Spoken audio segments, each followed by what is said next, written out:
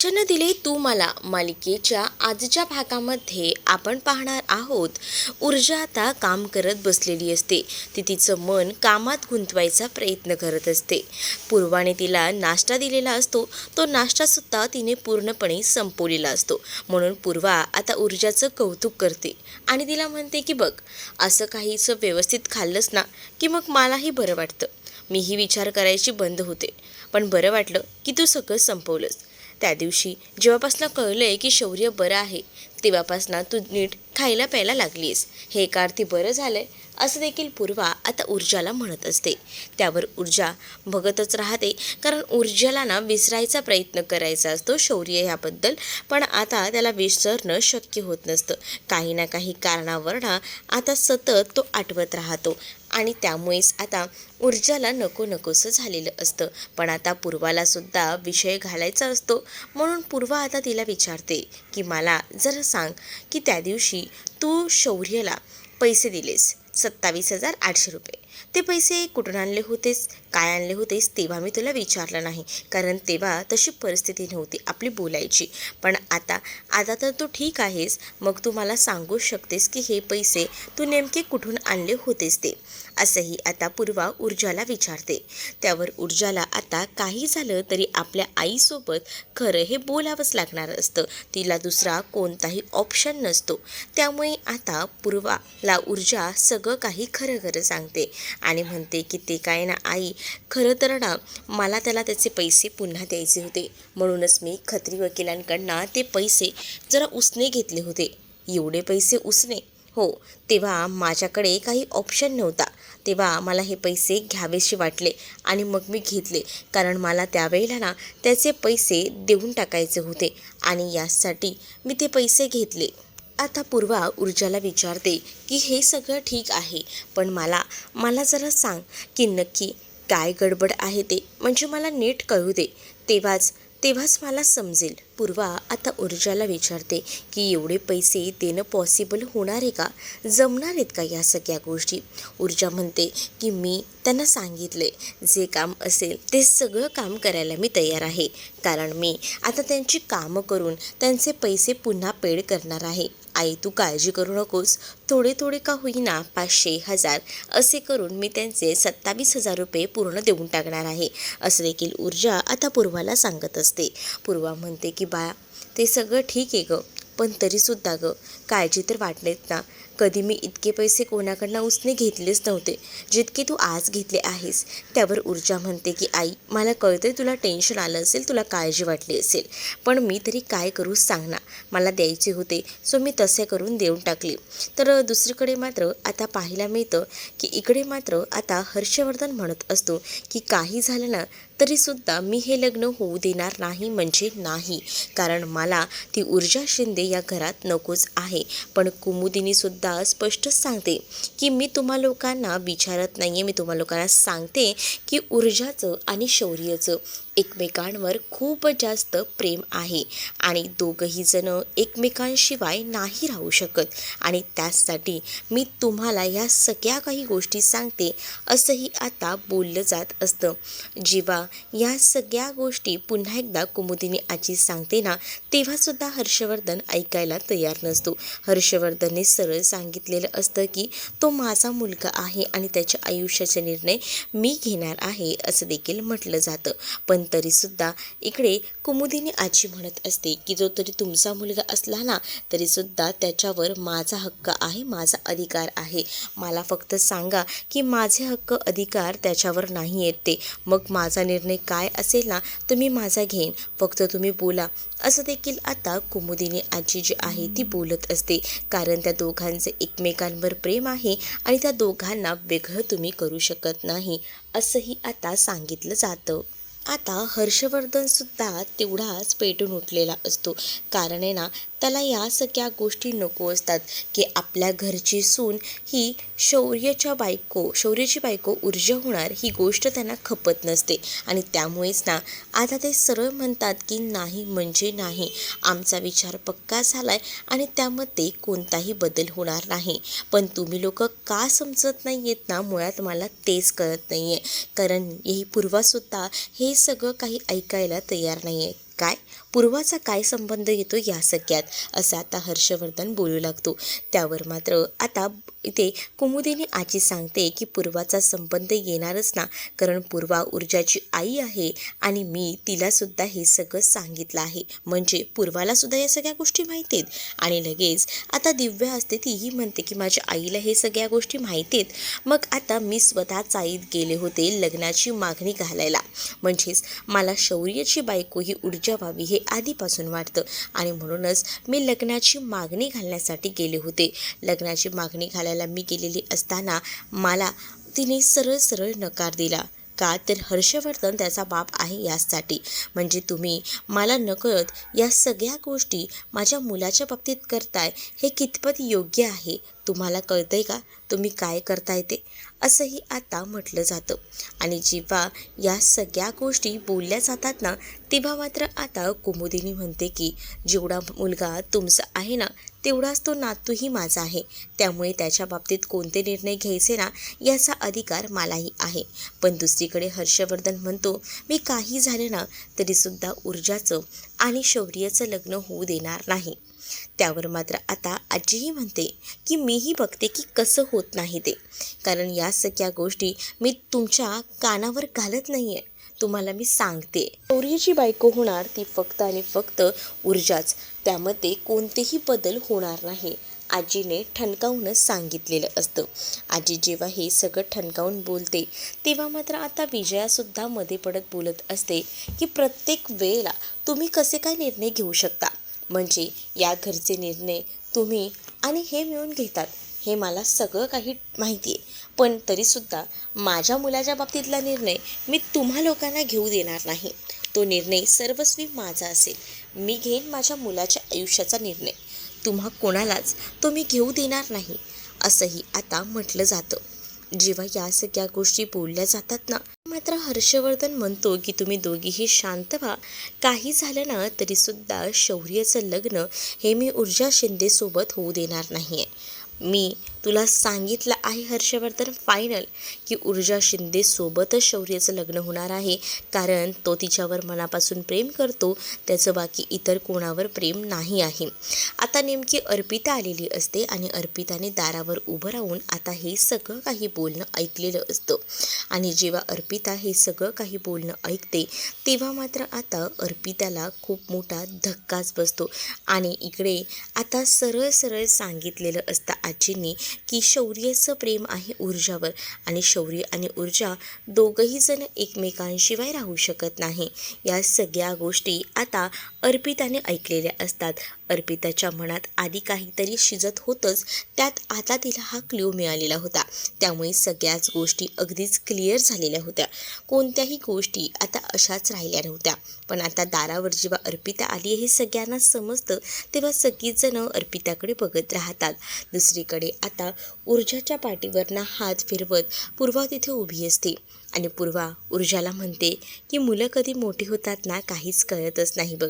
म्हणजे आता तुझ्याच बाबतीत बघ ना, तू एवढा मोठा निर्णय घेतला, पैसे उसने घेतले आणि आता तू मला हेही सांगतेस की हे पैसे थोडे थोडे का होईना करून तू फेड करणार आहेस.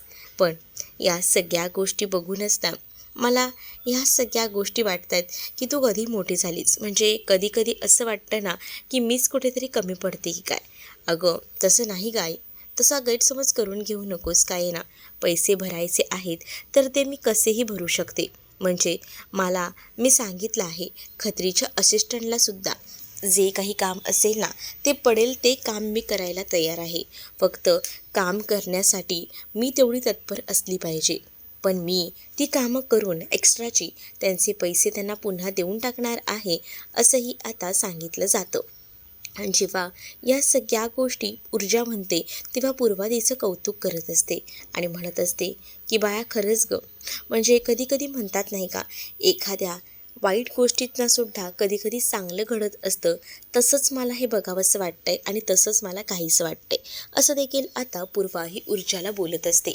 त्यानंतर पूर्वाला काही कामासाठी तिच्या नेहमीप्रमाणेच फॅक्टरीमध्ये जायचं असतं आणि त्यामुळेच ती म्हणत असते की चल बाळा मी येते, मलाही कामं आहेत, तूही तुझी कामं करून घे, असंही आता पूर्वा ऊर्जाला सांगते. मग ऊर्जा आपल्या कामाला लागते. पण ऊर्जाचं कामामध्ये जास्त लक्ष नसतं, कारण तिचं लक्ष असतं ते म्हणजे काही झालं तरीसुद्धा त्या गोष्टींकडे. तिला असंच वाटत असतं की काही झालं तरीसुद्धा ह्या सगळ्या प्रकरणातून लवकरात लवकर ऊर्जा बाहेर यायला हवी, कारण ती सतत शौर्याचा विचार करते. या गोष्टी आता तिच्या लक्षात आलेल्या असतात आणि ती म्हणत असते की बाळा चल, माझीही जरा कामं आहेत, महिला बचत गटाची सुद्धा, आणि त्यामुळे मी येते, तू कामं करत राहा, असं देखील आता पूर्वा ऊर्जाला सांगते. आणि पूर्वा ऊर्जाचा निरोप वगैरे घेऊन तिकडनं आता गेलेली असते. तर ऊर्जा मात्र आता आईच्या बोलण्याचा विचार करते. आईने आपल्याला काय काय गोष्टी सांगितल्या आहेत ना, या सगळ्या गोष्टी तिच्या मनामध्ये आता फिरत असतात. म्हणजेच खरंच मला हे सगळं पॉसिबल होणार आहे का? पण नाही, मी त्या सगळ्या गोष्टी करून दाखवीन. यामध्ये सुद्धा तिची एक जिद्द असते आणि ती जिद्द कधीही ती सोडत नसते, कारण ती एवढी पेटून उठलेली असते ना की काही झालं तरी तिला ज्या काही गोष्टी हव्या आहेत ना, त्या गोष्टी ती मिळवायला तयार असते. इकडे आता ऊर्जा एकटीच घरात असते, बाबांच्या फोटोकडे बघत असते, कारण बाबांकडूनच तिने बरेच काही गुण घेतलेले असतात आणि त्यामुळेच आता तिला जे काही शौर्यावर प्रेम झालेलं होतं त्या सगळ्याच गोष्टींना मनामध्ये तिच्या फिरत असतात. इकडे मात्र आता अर्पिता आलेली आहे हे आता ह्या लोकांना दिसतं. म्हणूनच आता अर्पिताकडे हर्षवर्धन त्यासोबत विजया सगळीजणं एक एक करून जातात आणि तू कधी आलीस, ये ना. पण नाही, आता ती वेळ गेलेली आहे, आता येऊन काहीच उपयोग नाही अंकल, असंही ती आता म्हणत असते. हर्षवर्धन म्हणतो की तुझ्या ऐकण्यात काहीतरी गफलत झाली आहे, तू नको विचार करूच जास्त, काही झालं तरी तुझं आणि शौर्याचंच लग्न होणार आहे, असंही आता हर्षवर्धन बोलत असतो. पण आता या सगळ्या गोष्टी ऐकून घेण्यासाठी ती एकदमच तयार नसते, कारण तिला ऑलरेडी संशय वाटत होता आणि आज त्या संशयाचं रूपांतर खऱ्यामध्ये उतरलेलं होतं आणि त्यामुळेच ना या सगळ्या काही गोष्टी सारख्या मनामध्ये फिरत होत्या आणि त्यामुळेच ती आता म्हणत असते की सॉरी, पण मला आता थांबता येणार नाही. खरं तर मला सगळ्या प्रश्नांची उत्तरं भेटलेली आहेत, जी प्रश्न मी शोधत होते. आता हर्षवर्धन तिला म्हणत असतो की नको जाऊस कुठे, तू थांब, पण आता आपण जरा बोलूया, असंही आता त्याने म्हटलेलं असतं. पण नाही, काही गरज नाही या सगळ्याची, आपण नको बोलायला, आणि मला जे बोलायचं आहे ना ते मी नंतर आहे ना शौर्यासोबत बोलेन, आता मला या विषयावर काहीच बोलायचं नाही आहे, हे सुद्धा तिने ठामपणे सांगितलेलं असतं. विजयासुद्धा तिला थांबवायचा प्रयत्न करत असते. विजयालासुद्धा ती सून म्हणून पसंत असते आणि त्यामुळेच ना आता तिला काही गोष्टी तिच्यासोबत बोलायच्या असतात, कारण तिचा जर गैरसमज झाला असेल तर तो दूर करायचा आहे, असाच विचार विजया करत असते आणि विजया तिला जाताना थांबवायचा प्रयत्न करते. पण या सगळ्या गोष्टी आता ती काही ऐकायला तयार नसते, कारण तिला या सगळ्या गोष्टी जेव्हा कळलेल्या असतात तेव्हा खूप मोठा धक्का बसलेला असतो. तिला आता सगळं काही अपेक्षेच्या बाहेर असतं, ज्या काही गोष्टी तिने ठरवलेल्या असतात ना त्या, आणि त्यामुळेच तिला त्रास होत असतो. त्यामुळे ती न थांबता तिकडनं जायचंच ठरवते. हर्षवर्धनसुद्धा बोलत असतो की बेटा एकदा ऐकून घे, पण आता हर्षवर्धनला ती म्हणते की अंकल सॉरी टू से, पण मला जावं लागेल, आता मला काहीच बोलायचं नाही आहे. अगं पण आपण बोलून काही ते सोडवलं असतं ना प्रॉब्लेम्स, नको, मी आता जे बोलेन ते मी आत्ता बोलण्याच्या मनस्थितीत नाही आहे, मी सगळं काही शौर्यासोबत बोलेन, आता काहीच मला बोलायचं नाही आहे, मी येते. आणि असं बोलूनच ना ती आता तिकडनं निघून जात असते. तिने येताना बुके आणलेला असतो, तो बुकेसुद्धा खाली पडलेला असतो, त्याबद्दलसुद्धा तिला काहीच करायचं नसतं, काही बोलायचंही नसतं, कारण तिला त्या सगळ्या गोष्टी नको असतात आणि म्हणून ती निघून जाते. आणि जशी ती आता निघून जाते ना तसं मात्र आता विजया आणि हर्षवर्धनचं डोकं अजूनच भडकतं. ते दोघंही जण म्हणतात की बघितलं का तुमच्या या एका चुकीमुळे काय झालेलं आहे. आता त्या अर्पितालासुद्धा समजलंय, अर्पितासुद्धा अक्षरशः निघून गेली, आता काय होणार आहे, हे लग्न कसं होणार आहे. त्यावर मात्र आता आजी सांगते की हे लग्न मुळात होऊच द्यायचं नाही आहे. मी तुम्हाला तेव्हाच सांगितलं आहे की अर्पिताचं जरी प्रेम असलं तरी शौर्याचं प्रेम अर्पितावर नाही आहे, कारण त्याचं प्रेम फक्त आणि फक्त ऊर्जा शिंदेवर आहे. त्यामुळे तुम्ही ना या सगळ्या गोष्टी सोडून द्या आणि मी काय सांगते त्याच्याकडे नीट लक्ष द्या आणि त्यातच पुढे जा. मी काय म्हणते की तुम्हाला जर तुमच्या मुलाची हेल्थ चांगली हवी असेल, तुमचा मुलगा तुमच्याबरोबर राहायला हवा असेल, तर तुम्हाला ना काही झालं तरीसुद्धा या सगळ्या काही गोष्टी ऐकाव्या लागणार आहेत, कराव्या लागणार आहेत. आणि त्यामुळे ना मी काही तुमचं ऐकणार नाही आहे. माझं ठरलेलं आहे की या घरची सून होईल तर ती फक्त आणि फक्त ऊर्जा होईल, अर्पिता नाही. या सगळ्या गोष्टी सांगितल्यानंतर इकडे मात्र आता आजी तिकडनं निघून जात असतात. पण दुसरीकडे मात्र हर्षवर्धनच्या डोक्यावरून पाणी गेलेलं असतं. त्याला या सगळ्या गोष्टी सहन होत नसतात. तो आता आपल्या बायकोला विजयाला सांगत असतो की विजया, एक गोष्ट लक्षात ठेव, आता अर्पिता गेली घरी, पण ती घरी पोचायच्या आधी तिला या सगळ्या गोष्टी समजावून सांग. कारण ती या सगळ्या गोष्टी घरी कुठेच बोलायला नको. कारण जर तिने ह्या सगळ्या गोष्टी घरी कुठे बोलली तर त्याचा प्रॉब्लेम होऊ शकतो आणि शिर्केंना ही गोष्ट कळायला नको. त्यामुळे आधीच तू तिला फोन करून या सगळ्या गोष्टी सांगून दे की काही झालं तरी तुझ्याबरोबरच शौर्याचं लग्न होणार आहे. आणि सोबतच आता या इथे ज्या काही गोष्टी झाल्या आहेत ना त्या शौर्याला कळायला नकोत. कारण शौर्य हा खूपच वेगळ्या मनस्थितीत आहे आणि तिला आता जर या सगळ्या गोष्टी एक समजल्या तर सगळ्या गोष्टींचा त्याला त्रास होऊ शकतो असंही आता माहिती झालेलं असतं. आणि म्हणूनच साध्यापणाने तू सगळ्या काही गोष्टीत त्याला सांगायला जाऊ नकोस असंही आता म्हटलं जातं. मग या सगळ्या गोष्टी जेव्हा समजतात तेव्हा तीही म्हणते की ठीक आहे, पण मला ना मुळात कळत नाही आहे की काय बोलायचं ते. कारण आहे ना माझं सगळंच काही जे आहे ते डोक्यावरून जात आहे. मला काही गोष्टी कळत नाही आहेत की विजयासोबत मी कसं बोलू, पण बोलावं तर लागणार आहे काही झालं तरी सुद्धा. हो, लवकरात लवकर तू बोलून घे. यामध्ये कुठेही म्हणजे कुठेही वेळ घालवू नकोस असंही आता सांगितलं जातं. या सगळ्या काही गोष्टी जेव्हा आता बोलल्या जातात मात्र खास करून हर्षवर्धन दिव्याला सुद्धा ना चांगलंच सांगू लागतो आणि म्हणतो की मी काही गोष्टी सांगितल्या त्या लक्षात ठेवायच्या, कोणताही यामध्ये ना बदल करायचा नाही. पहिल्यांदाच सांगितलं जातंय, बघा लक्षात ठेव. हो, माझ्या लक्षात आहे बाबा, ही गोष्ट मी कोणालाही सांगणार नाही असंही आता ती म्हणू लागते. तर दुसरीकडे मात्र आता पाहायला मिळत असतं की विजयाला तर टेन्शन आलेलं असतं. हर्षवर्धन तर सांगून काही सूचना निघून जातो, पण या सगळ्या गोष्टीचं टेन्शन विजयाला येतं. दुसरीकडे हर्षवर्धन रूममध्ये जाऊन विचार करत असतो. तो म्हणत असतो की या सगळ्या गोष्टी मला आधी का नाही कळल्या, या गोष्टी मला आधी कळायला हव्या होत्या. मी सगळं काही कसं काय विसरू शकतो असंही आता त्याच्या डोक्यात सुरू असतं. कारण आता कुमुदिनी आजीने सांगितलेल्या सगळ्या गोष्टी ना सारख्या मनातच सुरू असतात. पण या सगळ्या गोष्टी का का म्हणून मला समजल्या नाहीत असंच काहीसं वाटत असतं. मग दुसरीकडे मात्र हर्षवर्धन विचार करतो की ह्या सगळ्या गोष्टी माझ्यासमोर आधीपासून घडत होत्या, पण मी का डोळे बंद करून बसलो होतो.